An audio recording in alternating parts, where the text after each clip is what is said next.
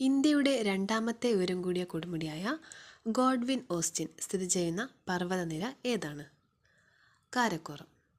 2011 census പ്രകാരം ജനസാന്ദ്രതയിൽ ഒന്നാമത് നിൽക്കുന്ന സംസ്ഥാനമാണ് ബീഹാർ. ഭൂമിയുടെ അന്തർഭാഗത്തെ പാളികളിൽ ഏതാണ് നിഫെ എന്ന് അറിയപ്പെടുന്നത്? അഗക്കാമ്പാണ് നിഫെ എന്ന് അറിയപ്പെടുന്നത്. ആഗ്നേയശിലയ്ക്ക് ഉദാഹരണം ബസാൾട്ട്. ഇന്ത്യയുടെ അക്ഷാംശീയ വ്യാപ്തി 8°4 നോർത്ത് ടു 37°6 നോർത്ത് വരെയാണ്. താഴെ പറയുന്ന വിവിധ ധനകാര്യ സ്ഥാപനങ്ങൾ, അവയുടെ ആസ്ഥാനങ്ങൾ എന്നിവയുടെ പട്ടികയിൽ നിന്നും യോജിക്കാത്തത് കണ്ടെത്തുക. ഓപ്ഷൻ ബി ആണ് യോജിക്കാത്തത്. ഏഷ്യൻ ഡെവലപ്മെൻറ്റ് ബാങ്ക്, ഇതിൻ്റെ ആസ്ഥാനം മനിലയാണ്.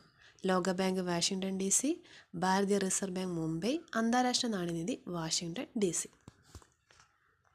ഇന്ത്യയുടെ ദേശീയ വരുമാനം കണക്കാക്കുന്നതുമായി ബന്ധപ്പെട്ട ശരിയായ പ്രസ്താവനകൾ കണ്ടെത്തുക. ഓപ്ഷൻ ഡി, എല്ലാ പ്രസ്താവനകളും ശരിയാണ്. ഇന്ത്യയുടെ ദേശീയ വരുമാനം കണക്കാക്കുന്നതിനായി 1949 നാഷണൽ ഇൻകം കമ്മിറ്റി രൂപീകരിച്ചു. ഇന്ത്യയിൽ ആദ്യമായി ദേശീയ വരുമാനം കണക്കാക്കുന്നതിനുള്ള ശ്രമം നടത്തിയത് ദാദാഭായ് നവറോജിയാണ്. ദേശീയ വരുമാനം കണക്കാക്കുന്നതിനായി ഉൽപ്പന്ന രീതിയും വരുമാന രീതിയും കൂടാതെ ചെലവ് രീതിയും ഉപയോഗിക്കുന്നുണ്ട്.